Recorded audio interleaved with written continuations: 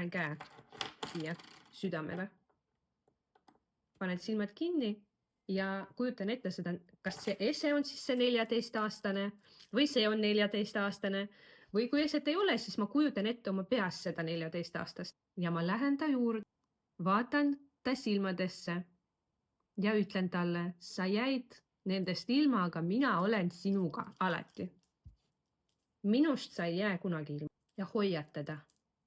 Sest see oli see, mäletad, mis me küsisime, mida sa vajad. Ja ta ütles armastus. Siis me küsisime, kuidas ma saan seda väljendada. Ja vastus oli hoia mind. Ja mõte on lihtsalt hoida teda. Anda talle seda, mis tal oli puudu tol hetkel. Sest muidu sinu aju hakkab genereerima seda terve elu. Ja ta leiab miljon olukorda, et olla armukade. Ja kõik sellepärast, et ta kardab ilma jääda armastusest.